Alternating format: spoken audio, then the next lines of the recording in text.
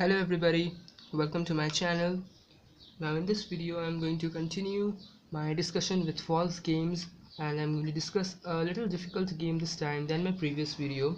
Now the game is titled Stone Piles Game. Now for those of you who haven't seen my previous video, you can check it.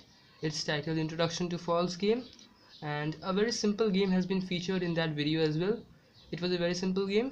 So let me tell you again what exactly is a false game. A false game or a pseudo game is a particular type of game that always begins with two players who are required to make alternative moves. Now a player cannot decline to make a move, and at the end a single player emerges as a winner. Now we can always predict the outcome of these games, and the outcomes of such games do not depend on how exactly the play proceeds. So the outcome is basically a logical proof that we have to find based on the rules of such games, and therefore we can definitely predict the winner even before the game starts. So let's see the Stone Piles game.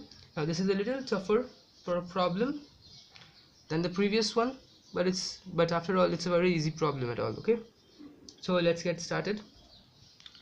Now the game is, there are two players A and B, okay, and there are three piles of stone. Let me say pile number 1, pile number 2 and pile number 3. In the first pile there are 15 stones, in the second pile there are 10 stones, and in the third pile there are 20 stones.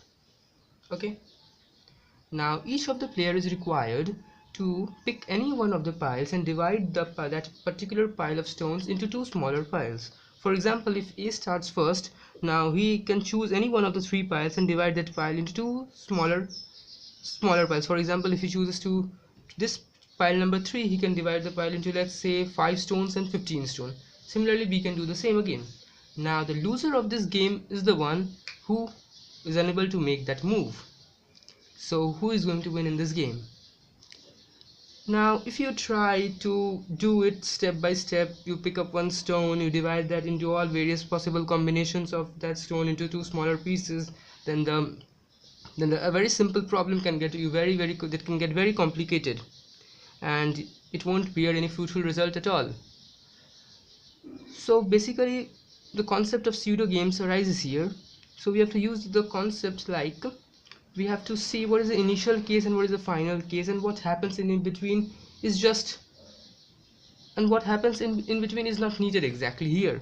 For example, let me tell you that initially there are 3 piles of stones, and finally after the game ends we have a winner, and there are 45 piles of stone, because when we add 20 plus 10 plus 15 is equal to 45, and at the end of the game all the stones will be assembled separately. So therefore we can say, if we consider each particular stone to be another pile, to be a new pile, so initially we can say there are 3 piles, and finally we can say there are 45 piles.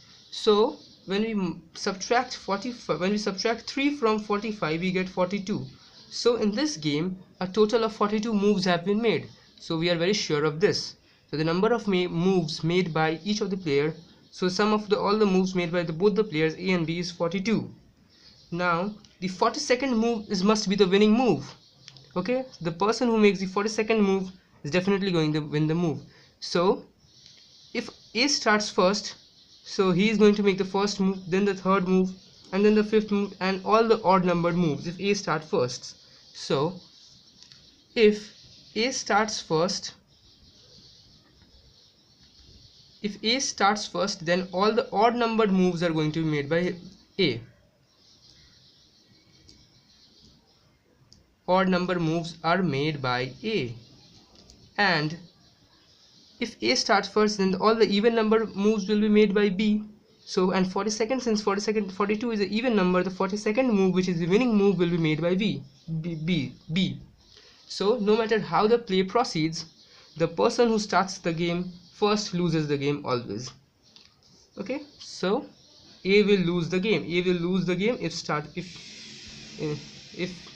If A starts first. So whoever starts the game at the beginning loses the game. Okay, so this is a very simple problem, and the name of the problem